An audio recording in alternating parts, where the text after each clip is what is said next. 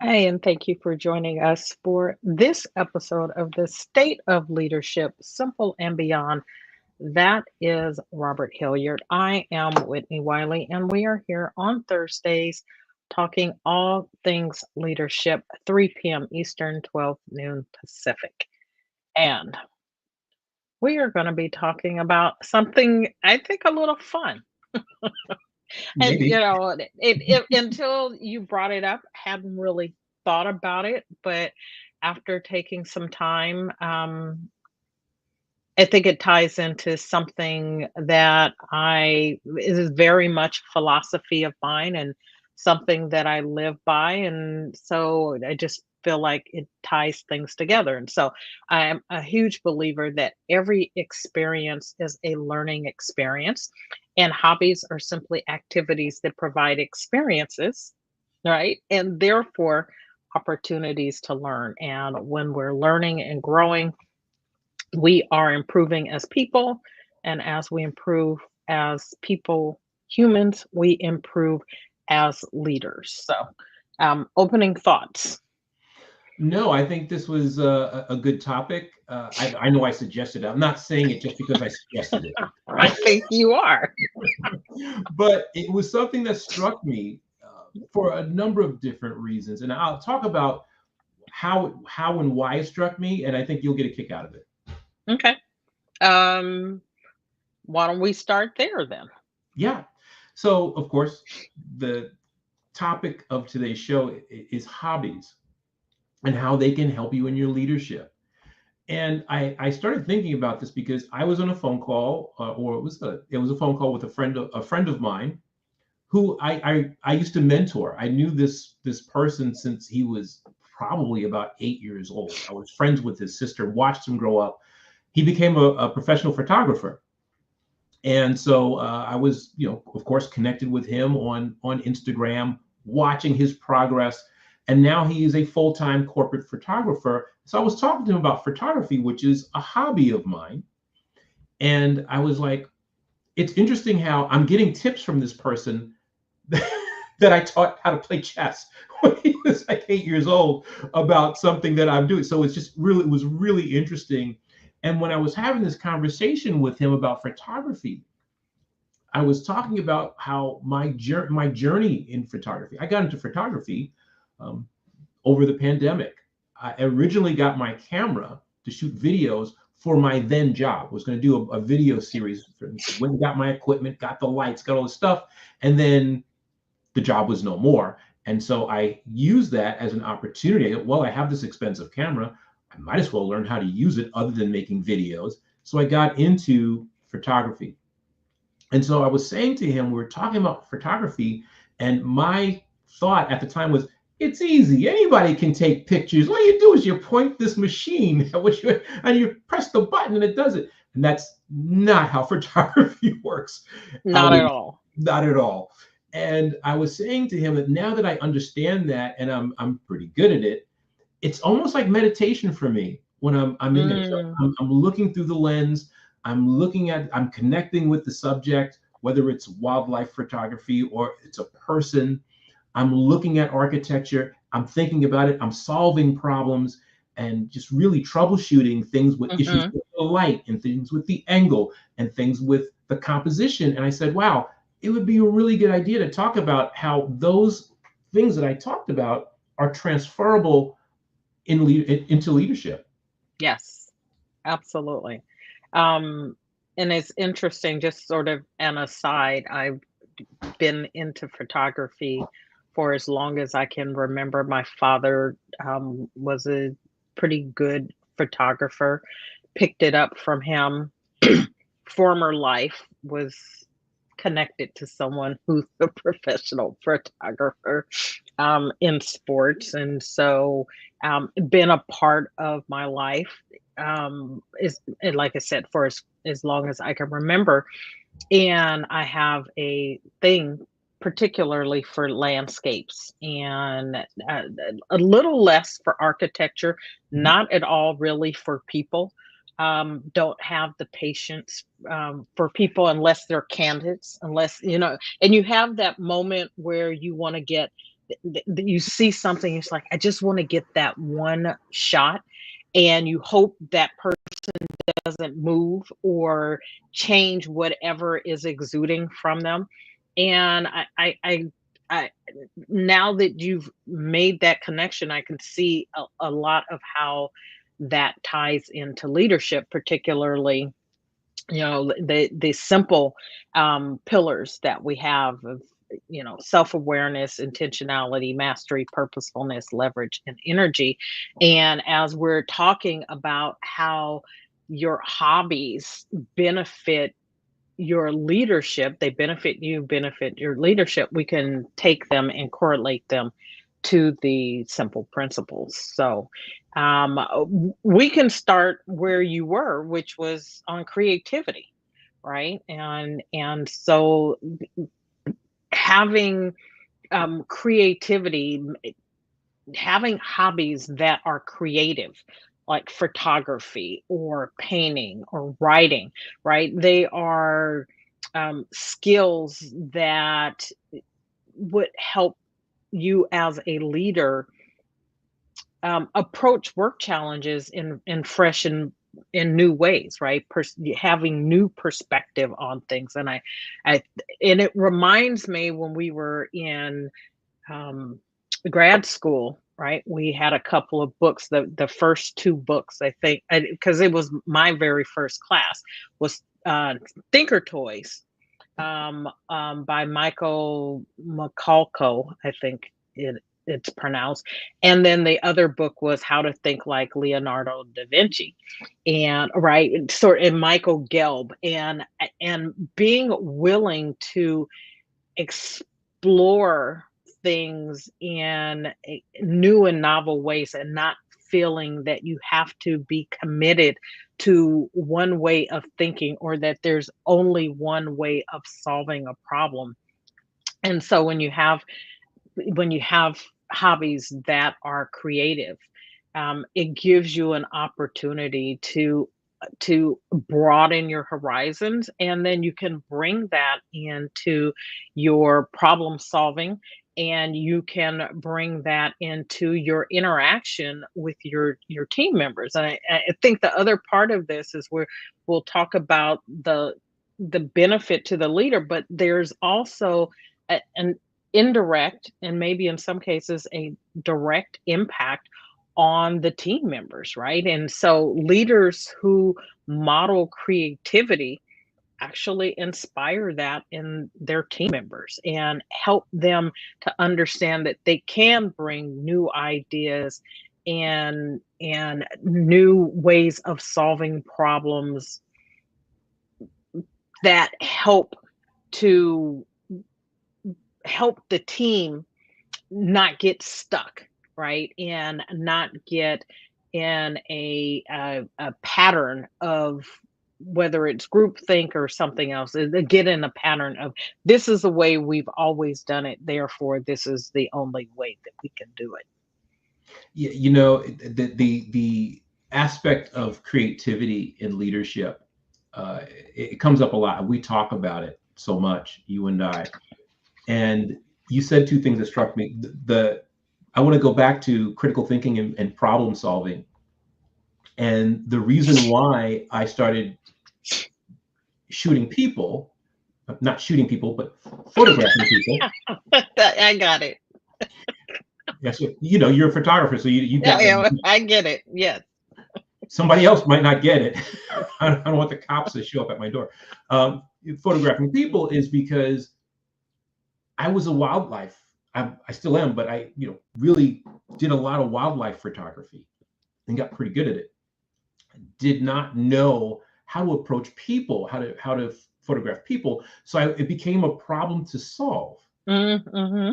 And you know how I love puzzles. So it became a problem for me to solve. And so I started working on that, researching that. And you also know how much I love books. So put those two things together. And so I started photographing people. But when it comes to creativity, my approach is more academic than it is. So I found that you learn the rules first, and then you figure out, okay, now which rule do I want to break? And that's something that when a leader is with their team and they're trying to solve a problem, I think that's one way they can look at it. Like, what do we know? What are the rules? And what rule that has this thing in place, whatever this problem is a product you're trying to be more innovative with, what's the rule that we could break? Or what's the rule that we can, what does this product do that we can do differently, Yeah. or subtract, right? Or add to it.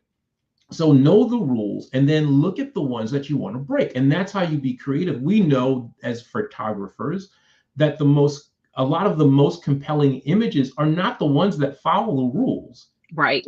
They're the ones that break them, because that makes you look at it differently. Go, what? That's weird. Why is the shadow covering the face? Or covering most of the face or whatever. It just changes how you think about things. And those become really pretty much the icons for creativity, the people that break the rules or are creating new rules. And so that's what photography has helped me do. It's interesting that you talk about that and breaking the rules, because there's, yeah, and this is across the board, but I paint as well. Writer, right? Author, published author. And I remember I had written something and an editor came along and was like changing all the things to the rules. Make it And better. I was, I was like, but I wrote it that way intentionally, right? I wrote it that way intentionally. And it wasn't that I was breaking the rules because I didn't know the rules. I was breaking the rules because I wanted to convey something in a particular way. And so it applies to photography, writing, painting, whatever, and it also applies to your interactions with people. And that was a thing that came up. It's like, what do you know, what are the rules for interacting with people, and then do you want to do something different, and if you do, make sure you're doing it intentionally, right, rather than sort of treating people a particular way. I'm not going to say right or wrong, but treating people any particular way without thinking about that that's intentionally how you want to go about that. Yeah, I think that's a really great point. And it's just really interesting to me that as I was preparing for this episode, I was really thinking about, you know, what does leadership mean to me, and creativity in leadership, and how do I approach it? And it's really about that, just what are the guardrails? Okay, now that I know that one, do I want to just take that one down or break through that Mm-hmm. or change something? Mm-hmm. And I think that's really important to consider for leadership when you're looking at new, and because a lot of times I have clients that their job is to work to find something a novel idea, or to do something different in their department, and they sometimes struggle with that, and rightly so. It's I love it when leaders tell somebody that follows them, oh, go and be creative with it. It's like, Yes. what exactly does that mean, and what tools are you using to be creative? And I think it's really important that we discuss them a little bit, but I think what's more important to let people know that they can create their own tools, to go out Yes. there and create their own way of, look, there's certain ways that we can have meetings, right? And my suggestion is, if your meetings suck, because a lot of them do something different. If you're following the rules and your meetings aren't good, change the rules. Be creative. Look at the rules that you're following and say, okay, which one do I want to omit? Which one do I want to lengthen? What do I want to? What do I want to do more of, less of? And you can.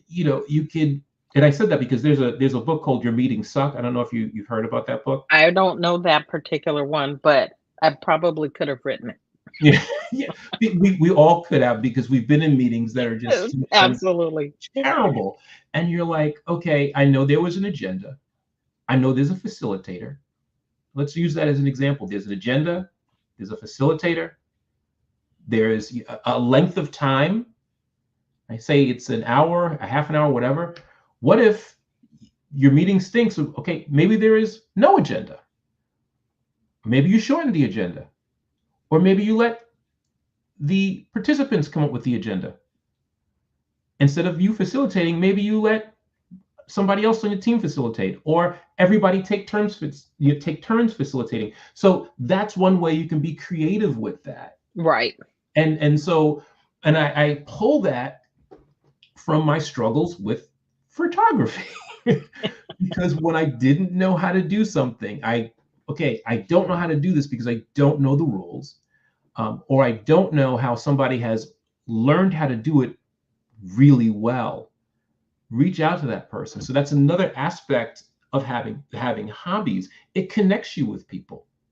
Yes. And the more people you're connected with, the more ideas you can have, not even just with that hobby, but perhaps in your vocation, because maybe they're in the same vocation, or maybe they know somebody who is more advanced in the same vocation that you are. Well, since you went in that direction, let's dive into that a little bit, Mhm. right? Connections, better social skills, better communication skills. You know, there are all kinds of hobbies that you can have that would help develop that. Those with people and without. So team sports, being part of a team outside of work or within your work, right? Having a team, being part of book clubs, right, would be another way of doing that, or social dancing, taking cooking classes. I have had the opportunity to be not in cooking classes, but in winemaking classes, Mm. and going and you know, blending wines and having conversations with other people, talking about the things that they like and the things that they don't like, right?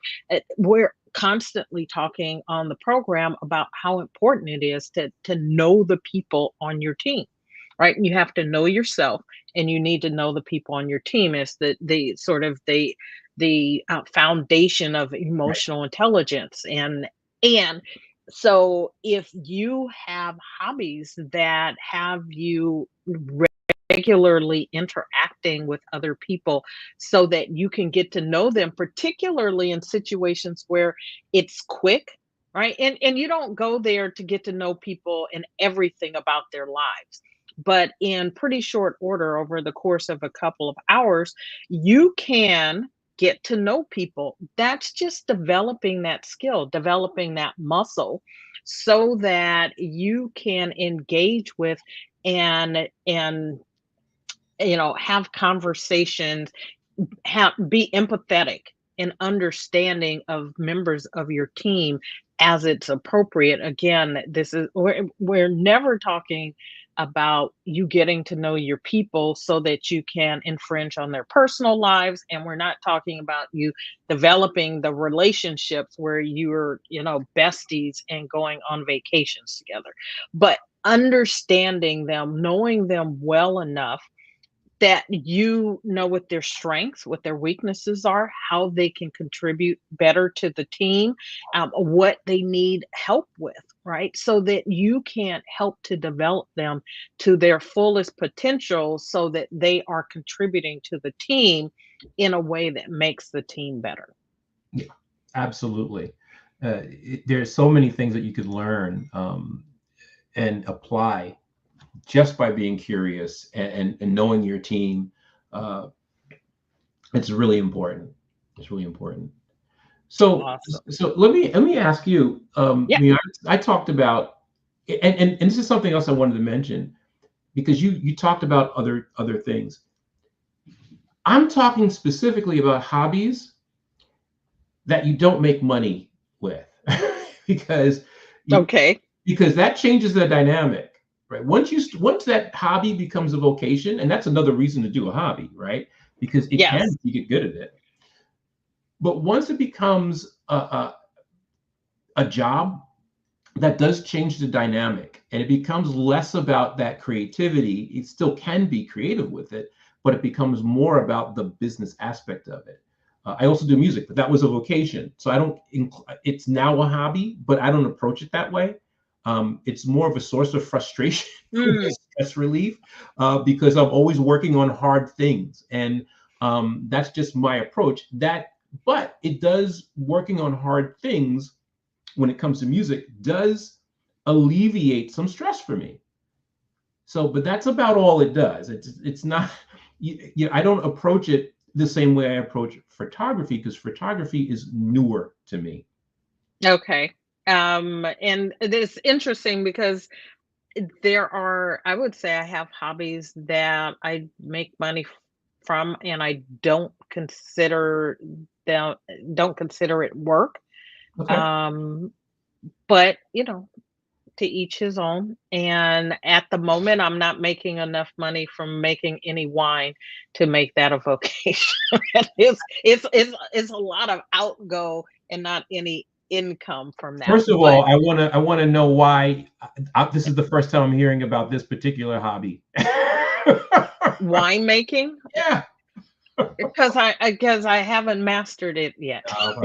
So you don't feel confident enough to ship me a bottle.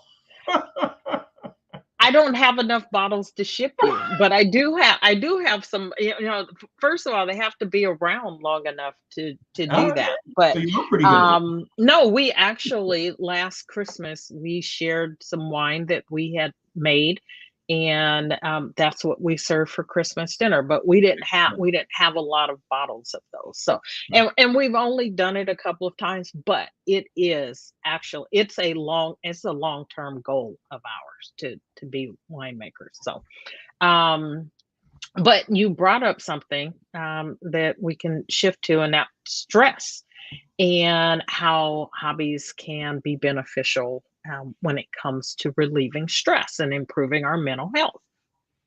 Mhm. Yeah, absolutely. So I typically, when I'm stressed, I reach for my instrument, my bass guitar, and I start usually working on something. And this is going to sound contradictory, but hear me out. I usually start working on something hard. So if I'm stressed out about something, I work on something that's difficult for me to do because it takes my mind off the other thing. And so now I'm focusing that angst into solving a problem. So that's how it helps. And then of course, because I've been doing this for a long time, I can see the progress there. And so Mm, over mhm. time, it becomes fulfilling to do that. But that's typically how I do it. Some people will take a different approach. They may grab their musical instrument and play something that they enjoy hearing, and that it releases those endorphins, and they start becoming less stressed because they're hearing and doing something they enjoy. I do enjoy music, but I use it more like that. So I'll be like, there's this thing that I want to work on, this really tricky piece that I'm working on. And but I'm really worried about something that's going on in the economy or whatever. Mm, I mhm. shift my focus and work on that and put that behind me. And it gives me a sense of accomplishment rather than focusing on something that I can't affect in one iota. Yeah, and I love that switch, right? So you can have something that's hard, something that creates some semblance of stress, a different kind of stress, Yes. quite frankly, right?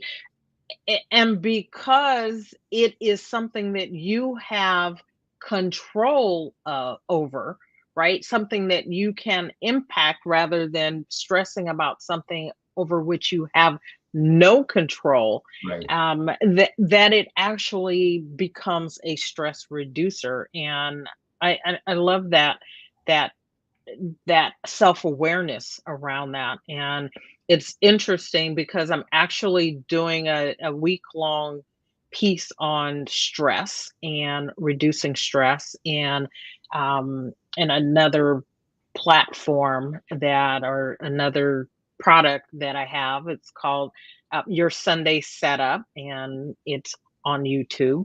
Um, but I've started doing what I call your daily boost, which is a little piece every day that talks about this, and this concept of stress and stress reduction, and what do you do to turn that around? But we have a society that is quick to turn to external sort of external medicinal type ways to address what we're feeling, right? And so the fact that you recognize that there's stress, and so let me do this thing, whether it's music or picking up your camera or something else.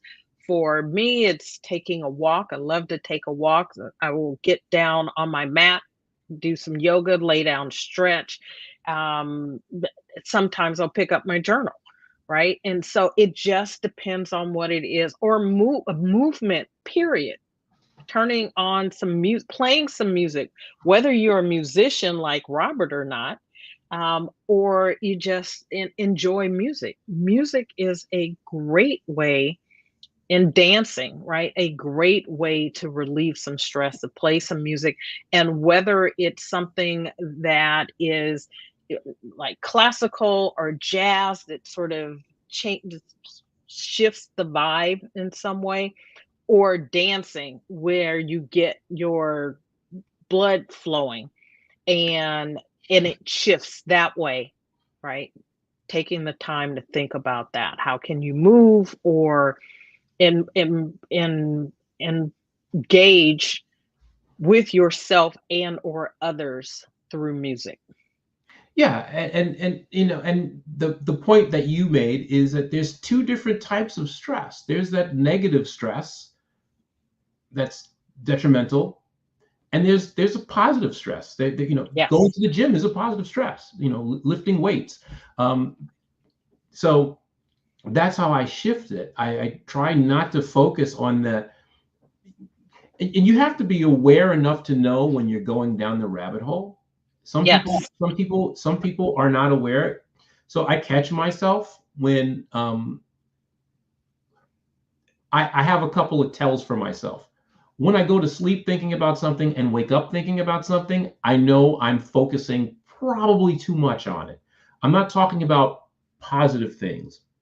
I'm talking about those stressful things that pop up that I have no control over. And that's the thing. We have to be able to understand this thing I can control. I can't control this other thing.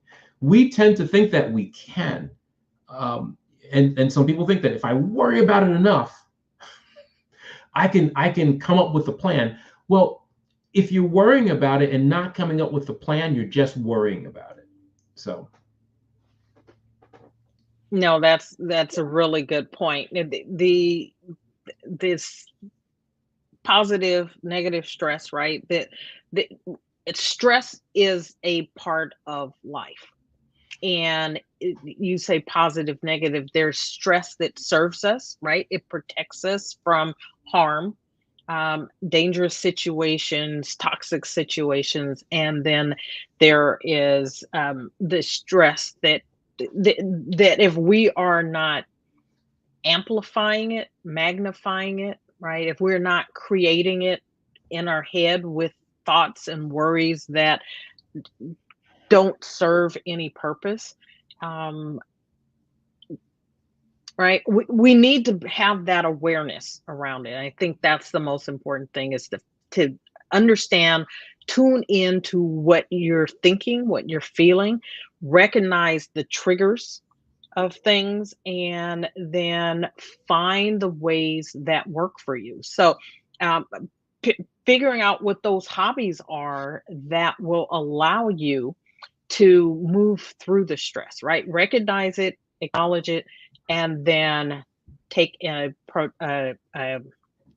proactive, take some proactive steps to move through it. And the benefit to you and your team is, probably pretty obvious, right? If you're not stressed, then you're not creating stress for other people. You're not.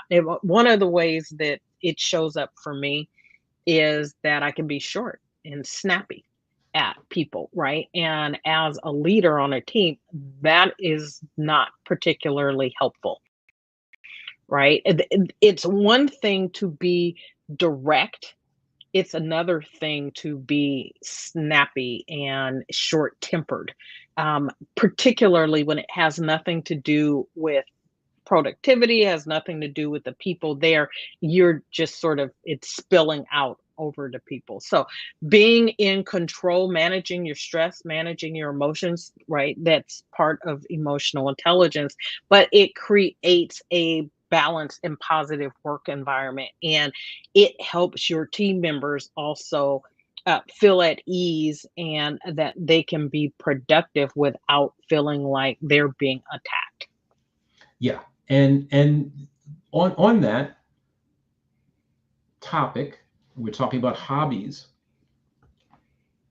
that we're talking about stress reduction.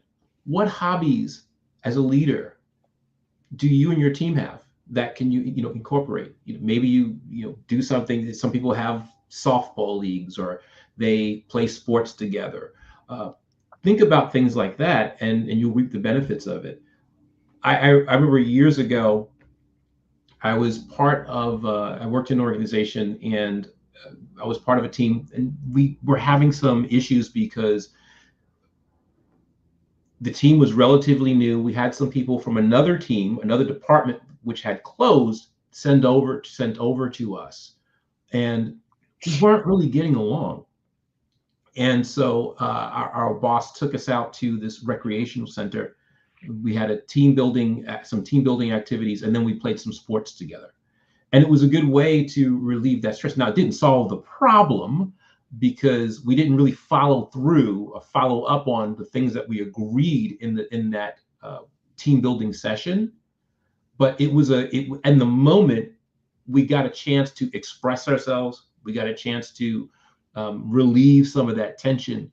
And so in the moment, it was good.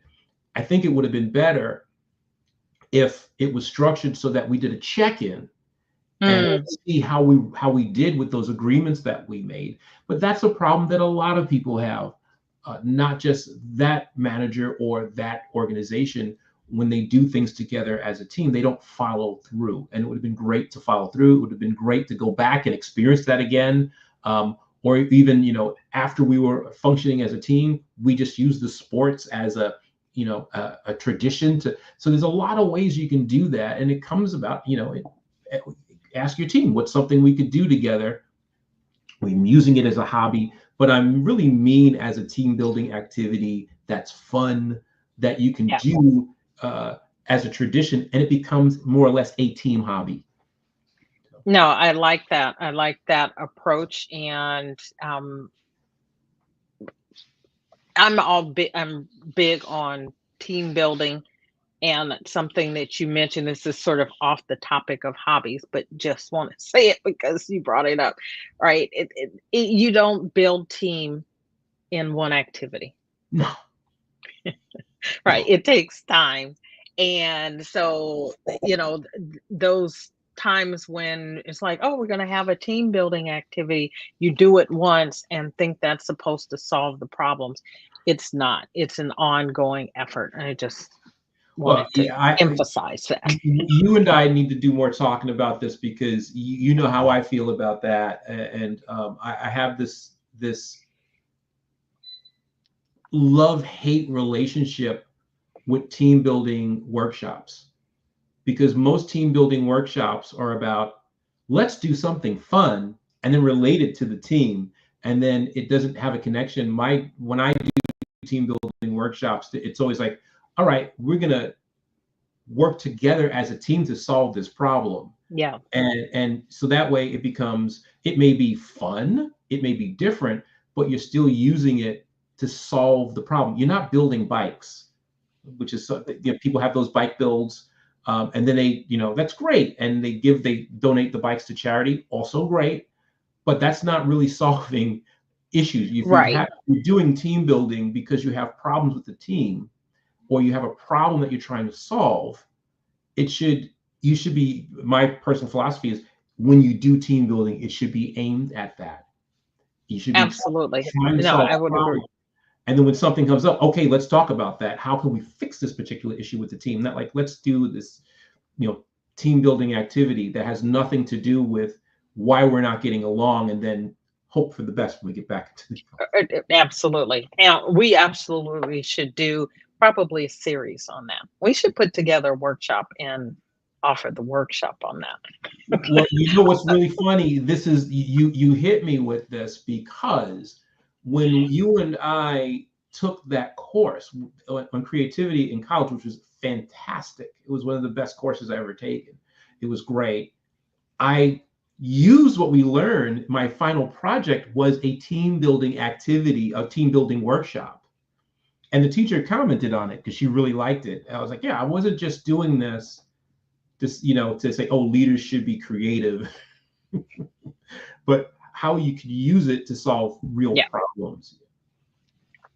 And I think if um, more organizations took that approach, right? That let's solve the problem, and the team building becomes a function of, Yeah. or a byproduct, I guess is more appropriate, of the intentional solving of the problem, you get where you need to go. And in the end, it's something that you have to continuously and intentionally work on, right? Which is why intentionality is part of the simple pillars, because this is about being intentional constantly, continuously, which leads to a point about patience and having patience and where you're putting your time and attention. And so, there are hobbies that one can have that leads to increase patience, right? Enhancing your patience and your focus. And you talked about playing a musical and being a musician and playing a musical instrument. And I grew up, I played the flute through high school. And then a few years back, I took up the piano. I have a piano. Every week, I say I'm going to get back to playing the piano.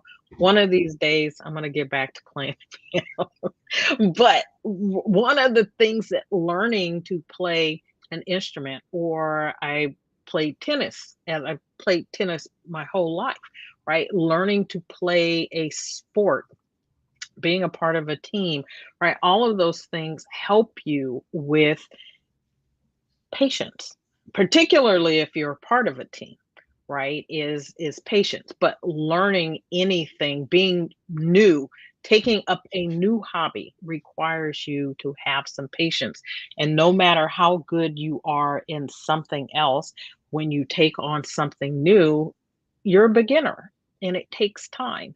And so, and then there are those hobbies that, regardless of how long you're doing them, it still takes patience in order for you to get from the start to the end.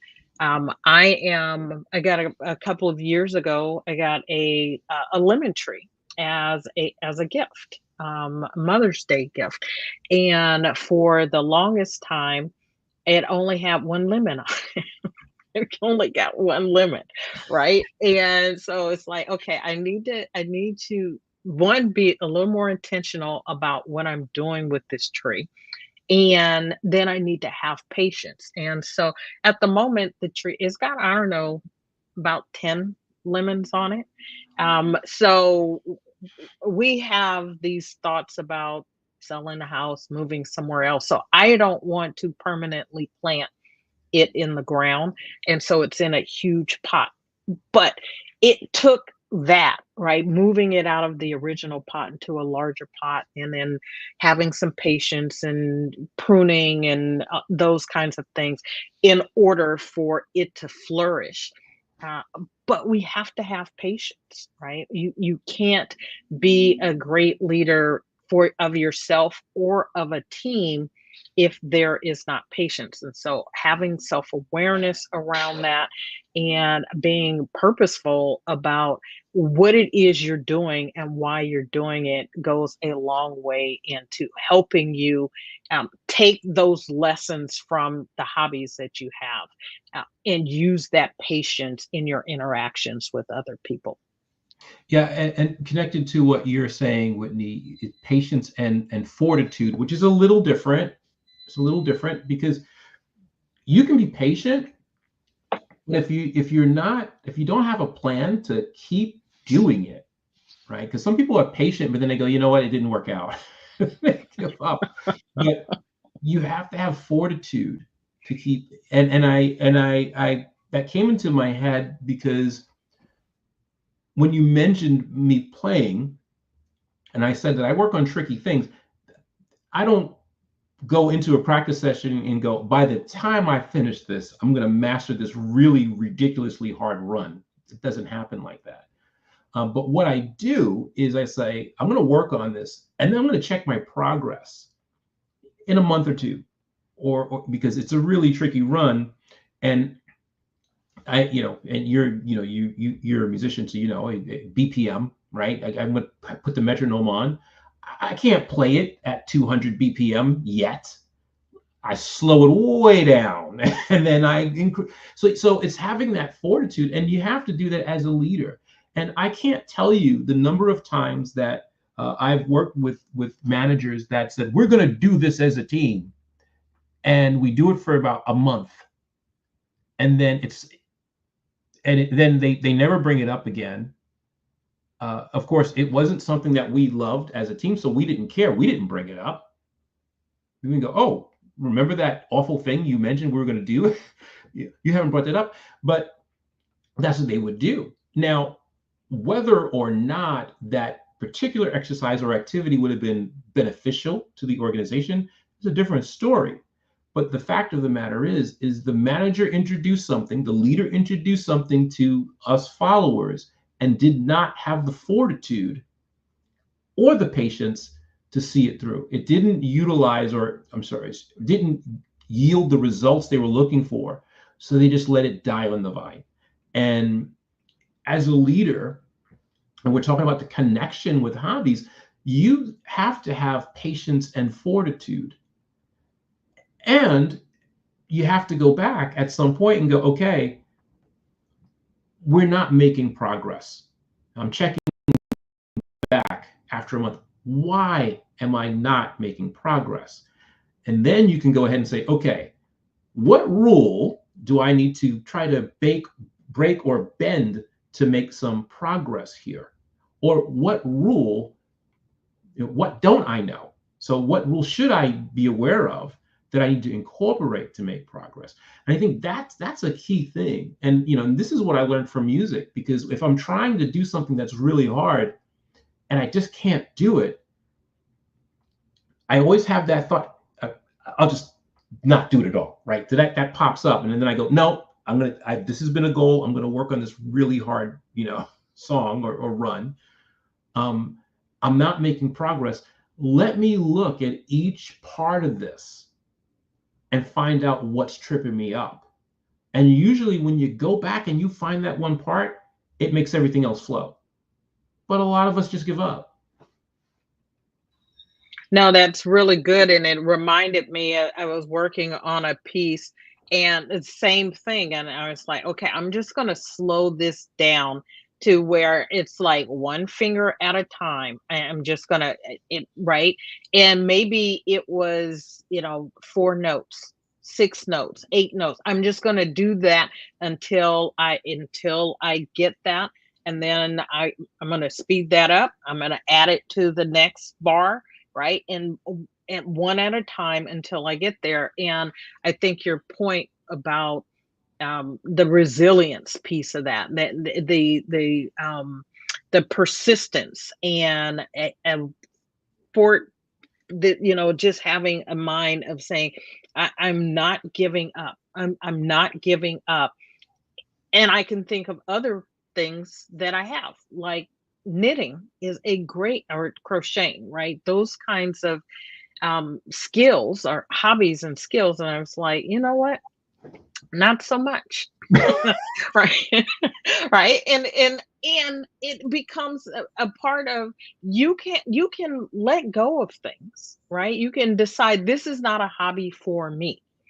And then find those ones where it is, and you can tell the difference because you are willing to continue to work through the challenges and not give up. It's one of fortitude is when you truly have an interest in and a willingness to continue to put in the time and the effort, right? It's going to be the same thing with your team. You're going to have team members where you're going to have to put in the time and the effort. You're going to have to be patient with them.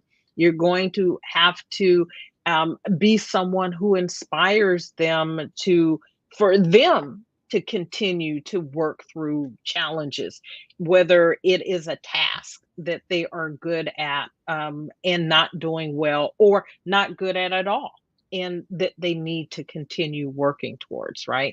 And so again, there's your aspect and then the impact that it has on the team, and the lessons that you learn, the benefits that come from you in your hobbies is going to make a difference.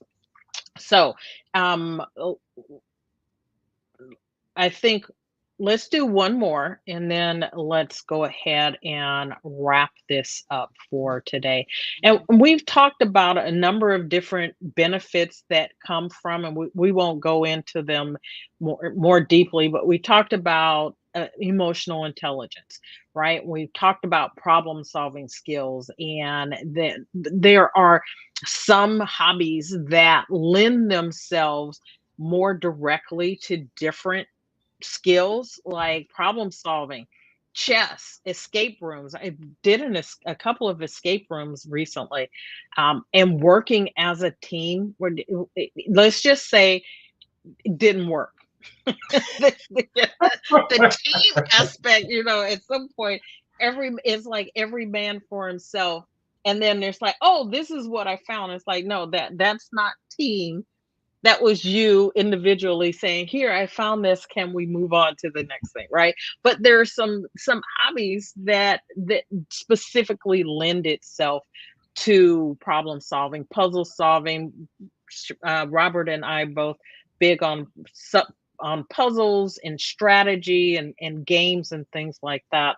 I wanted to talk one last thing before we wrap up, and those are hobbies that lead to increased confidence and risk taking, right? And because there is some level in your role as a leader that you're going to have to take risks, you're going to have to do things differently, being willing to try things in a different way. It is part of creativity, is saying that this, while this may be the way that we've done it, or this is the way it's laid out, it's going to take us being willing to do it in a different way that's going to make a difference. And so that risk taking and the confidence that comes, confidence comes from taking action, Mhm. right? People want to often think that confidence is a result of sort of, I think I'm confident or I feel confident, but that those thoughts and feelings actually come from you taking action. Mhm. Absolutely. Um, Before we go, I want to. I violated one of my cardinal rules, and that is I gave an abbreviation for something without explaining what it was. I said BPM, beats per Oh, minute, metronome record. That would have bothered me until the next show. So oh, we don't want you bothered by the BPM. because I have to bring it up next time. I was like, no, I said BPM. I didn't explain what it was. But no, you're right. Confidence and I'm big on that, and I really believe that you have to take, it is internal, but you do have to take action. And a lot of times, because if you're just thinking about I'm the best, that's not that's delusional. And there can be, and perhaps we should talk about this. There is a level of delusion, right? Sometimes being delusional allows you to think really big and conquer huge challenges. But you can't just have that. You have to pair it with some form of doing, so you can look at that, reflect on that, and then make adjustments. Absolutely. And so, things, physical acts like rock climbing. I'm not going to say anything like jumping out of buildings, but rock climbing at a rock climbing gym. That's the kind of rock climbing I'm talking about. Stand-up comedy, right? Improv classes. There are things that you can do outside of your comfort zone. Public speaking, right? What public speaking is one of the things that studies show annually, right? One of the biggest fears that people have. And so taking time and doing some public speaking, joining something like a Toastmasters could help with that. So with that, Robert, thanks for the topic. I enjoy talking about it, making a correlation between the hobbies, leadership, our simple leadership method. If someone wanted to work with you, talk about hobbies, talk about, you know, getting better, bringing the things that they learn, the experiences that they have from their hobbies to helping them be better leaders, how could they do that? They can reach me at inspireme@roberthilliardcoaching.com. Send me an email, or they can just go to my website, Robert Hilliard Coaching, and sign the contact form. Go in there, complete that, and let me know what I can help you with. Awesome. It's garbage truck day. I was trying to avoid, I was trying to time the trying to time the coming off mute not happening. So if you want to reach out to me, you can at shiftingintoaction.now.site, shiftingintoaction.now.site, and we can have a conversation about how I can help you in this area or some other area. So again, we want to thank you for joining us. This is the State of Leadership, Simple and Beyond, Thursdays, 12 p.m. Pacific, 3 p.m. Eastern. If you want to reach out to either of us, do that. Or if you've got a topic you would like for us to cover, please reach out and let us know. And until next time, if you're watching on YouTube, like, subscribe. And if you're on any of the other platforms or you're watching us on replay, put comment replay in the comment so that we know you were here. So until next time, take care. Bye now.